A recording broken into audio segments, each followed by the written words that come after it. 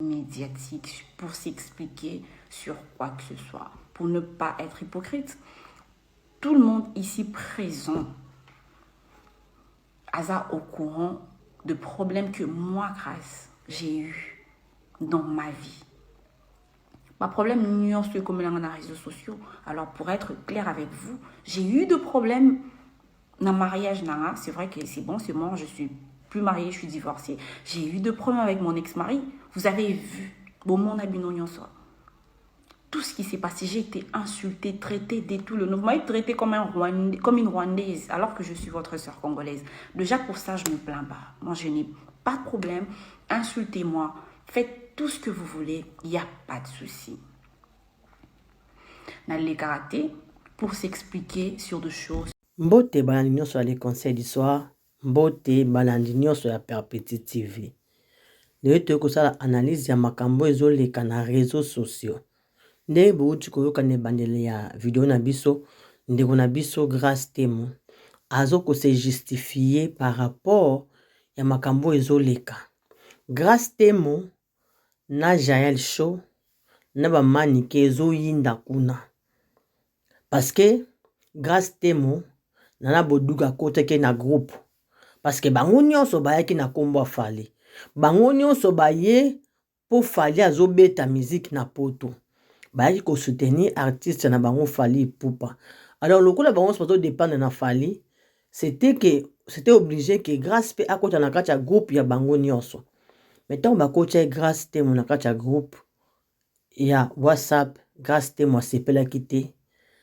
Abanaki déjà kofinga baninga ke ya kosanga na bango te, bango baza ba insensé, bango baza ba illettré. Bobo sanate déjà avant Grâce Temo aya na poto na aéroport aza déjà lobaki ya osanga na mutu te.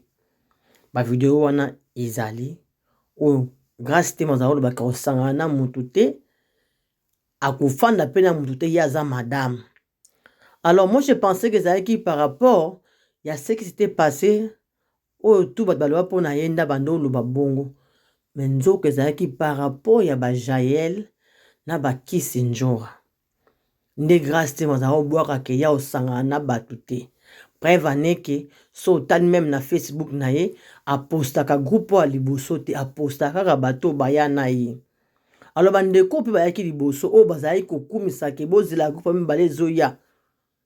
Bazaki pe un peu choqué komona ke bato ba okumisa bazoya, mais bato on a part na bango bazoko loba makambo mususu, bazoloba langage mususu. Alors eko sala ke tomba kotisi Grâce na groupe wana, Grâce akomo loba makambo ko sani ko dénigrer baninga. Alors ezalaki pe mabe, Jael pe asepela kité. Et alors soki baswana ki soki bawela ki nini place wana muto lo ba vérité azate. Et soki wana te Grâce na parti na yepe, lokola Grâce alinga mo matala na po so bomo za matala na Grâce. Grâce alinga mo matala na ba mona ye ya za Grâce ya za madame. Aneja ko yebisa batu ke ye abimaka na Fali, ya za likangwa Fali. Fali ndenga pesi ya visa wana apese ke sous 2 ans ya États-Unis ya bimaka na Fali. Wana tango comprendre parce que ana fan akogine pe ko chama matala ne leka. Mais nako kende ti ya ko sala ba voice. Ya okende ko confirmer ngwe pa ya batu ke ye abimaka penza na Fali. Place wana Grâce, tu as mal fait. Ba voice eze belé na TikTok o ndeko na biso mwasi alobi makambo belé. Omoni ba Grâce ya boza bato mo boye. Na ebito so mitu na bino pene sala ka Grâce. Soki penza oza mutu makambo ekomela na vie. Oza mutu o se retrouver na situation oyo te. Fai ko sala ta sambla. Na ebi ke bino na ba Jael, boza na ba guerre na bino depuis ba Karine Mokonzi. Po Jael azaka camarade ya Karine Mokonzi bage ba bebana. Alors banda ko finga bino na ba fifi siwa. Alors soko yo gardaka rancœur wana mutema na yo, il fallait ki bozela bozonga poto. Na mabino boza nditi ma yele te. Et pourtant bobosana ke Fali nzambe kuta lembisi mutema na ye. Bomo te ba journaliste a poto, ba journaliste nyonso ba kenda poto ba congolaise na ba congolais. baboye kosala Fally promotion puisque bayebi ke Fally apusa ba journaliste pembeni na bango te, pembeni na ye te. Bino ba grâce na ba Jaël na ba Mombaya bozwi ba chance. Mombaya kutu mayele ne mutivandisi.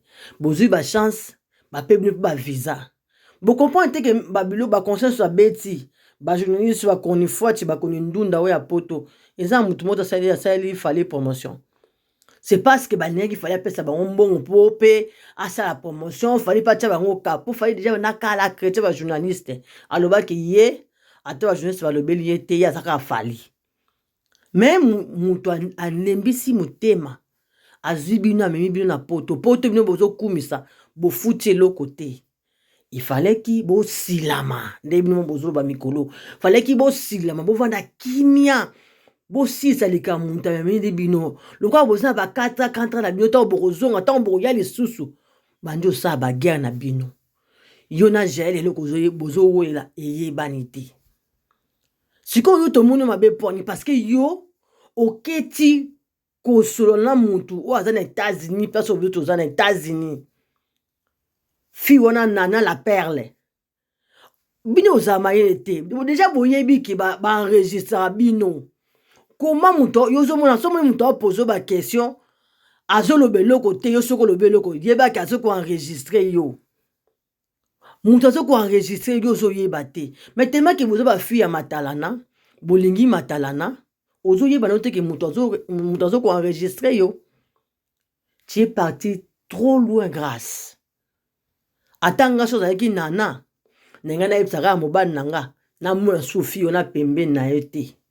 Pour ba intention na yo ezalaki ya bien te. Ba intention na yo eza ya bien te ma chérie. Ma chérie grâce. Makambo nyo se kuta na vie na yo. Makamba panzu, makamba mbonga batapoto, makambo bimana belle vie. Si moi j'étais toi, grâce, na sa sou ba aventure na vie te. Parce que yo, ou ya déjà États-Unis. Au Canada sur ba Dubaï sur ba nini. Maintenant, comme en France, nous posons visa à 4 t. Nzamba sali yo grâce. Malgré ma cambonion so yo le kanango, nzamba sali yo grâce à pesi yo visa à travers Fally. Pourquoi pas au kangamunoko na yo? Pourquoi pas au vanda kimia? Même si yo na Jaël bona makamna bino a cesse. Pongai na yebi ke makamna bino oyo. E wuti depuis tango a Karine.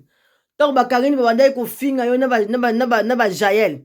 Rankine wana ozaka na ngoti lelo yango wana bozao vivre na vérité te grâce okosa no matala ndenge osala okoti na Louis Vuitton okoti na nini biso na tosala matalana mais fallait pas okoma tina niveau ya loba audio wana. Tout le monde connaît Jaël Lobi. Jaël Lobi nyonso bando condamné parce que Jaël aza mutema moto, Jaël azora kimiate. Tout le monde t'apprécie. Mais le quoi ici au kaka voice oye bimi. Fally aza mwasi mobali ya batu. Ana mwasi na ye. Azape na bana na ye. Azape na famille ya mwasi na ye. Azape na famille na ye. Mais atiki bandeko na ye. Azwi bino ba individu. Afuteli bino billet. Azwi bino biloko nyonso. Amemi bino na poto. Mais qu'est-ce que vous faites? Bobu nila mibali. Oyo confirmer cousin Fally. C'était pourquoi? C'était pourquoi? Pourquoi tu fais toujours utiliser le nom de Fally? Pourquoi grâce? Lelo siko ta la place au tokomi. Yaya. Yango bazolanda yo na minu mabe to ndenge nini. Leki yo bino ninga ba yaya te leki nanga grâce. Bébé na biso grâce. Pour mini ezana yo.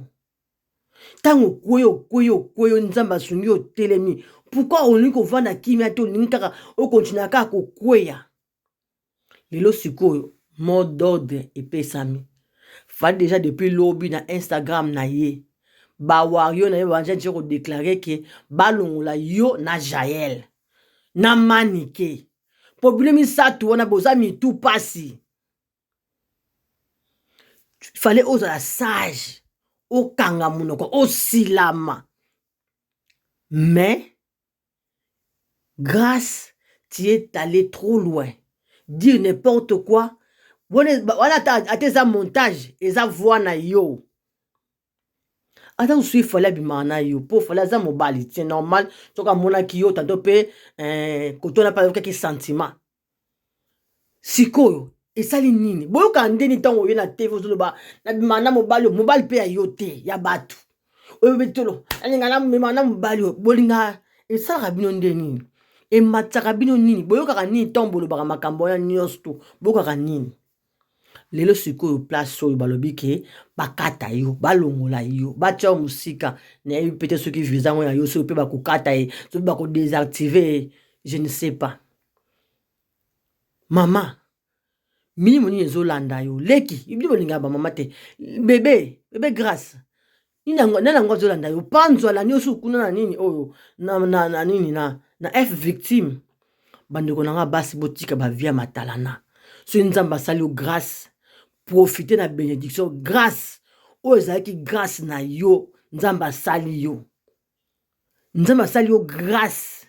Il fallait que saisir opportunité wana ovanda kimia ya ibite bino bakoni ndunda bakoni matembe si bozaka bandoki so zaka ndenge ni yo sikoyo zala peso za wana bonjour grâce vraiment zaka tana maman na bino te atana mawa ya vie na yo moko te yaya. En tout cas, makambo ekomeni yo eteya yo. Soko teya mite c'est que zanoka mutako yoka te pobino bakoni matembe bakoni ndunda boyoka na bino te. En passant, bandeko, boza soki 500 combien bo emakate bo komantaka te zaka nini yo? Bo emakate bo komakate zalaka nini yango bo emelaka nga ba vidéo. Bonne journée.